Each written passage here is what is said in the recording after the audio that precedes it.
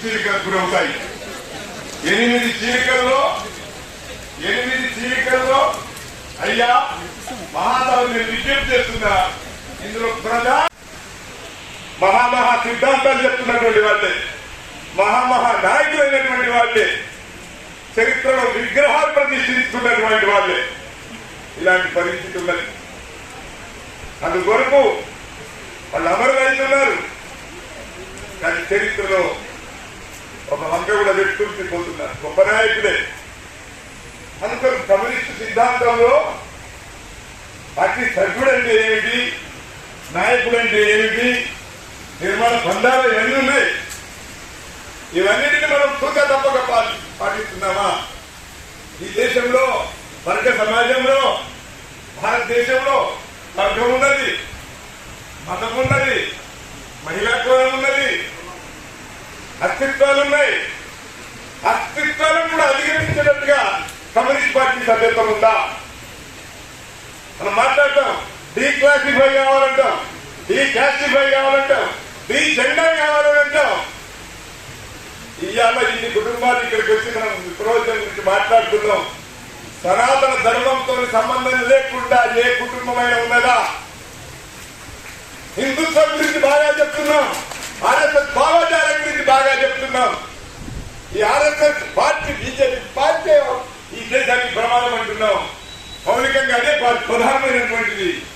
మరి ఆర్ఎస్ఎస్ భావజాలం ఏ రూపంలో మన ఇంటికాడ ఉన్నది?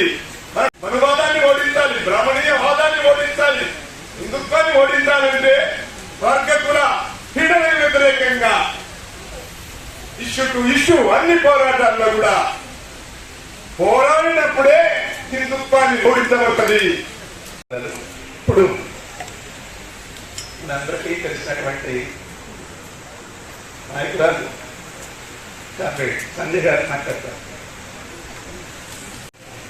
ఈరోజు చాలా ఒక సుదీర్ఘ దశాబ్ద కాలం పైగా అనుభవిస్తున్న వేదన, ఒక చీలిక తెచ్చిన వ్యధ నుండి విముక్తి అయిన రోజు నాకు తెలిసి ఎందరో కామ్రేడ్స్ 2013 చీలికను సైతం జీర్ణించుకోలేక ఉండిపోయిన వైనం, అందులో నేను ఒకదాన్ని.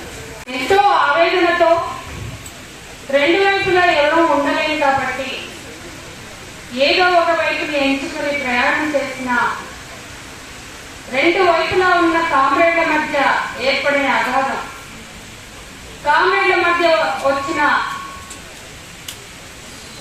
ఏదైతే దూరం ఉందో, భేదం లేదా గ్యాప్ ఉందో అది ఎంతో బాధను చేస్తున్న దోపిడీ గురించి, అట్లాగే ఈ దేశంలో మొత్తం కూడా హిందుత్వ ఫ్యాసిస్ట్ పాలన చేస్తున్నటువంటి బ్రాహ్మణ హిందుత్వ పాలన సృష్టిస్తున్నటువంటి అధారాలు చేస్తుంది. నిన్న కాక మొన్న రాములు అనే టీచర్ తుక్కుగూడలో రాములు అనే టీచర్ కాలు తగిలిందని ఒక చిన్న పిల్లాడు 9th క్లాస్ పిల్లాడికి కాలు తగిలిందన్న పేరుతో తుక్కు కొట్టి పబ్లిక్ గా క్షమాపణ చెప్పించారు ఒక హెడ్ మాస్టర్ తో.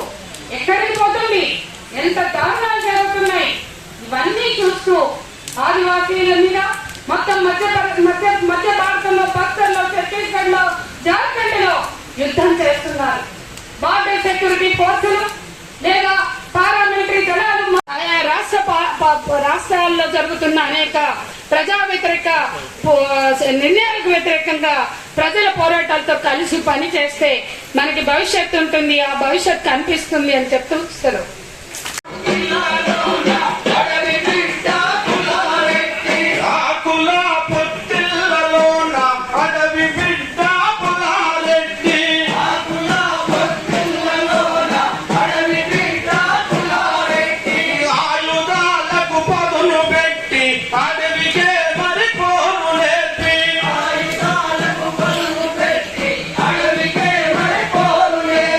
ముక్తి కోసం దారి చూపాడా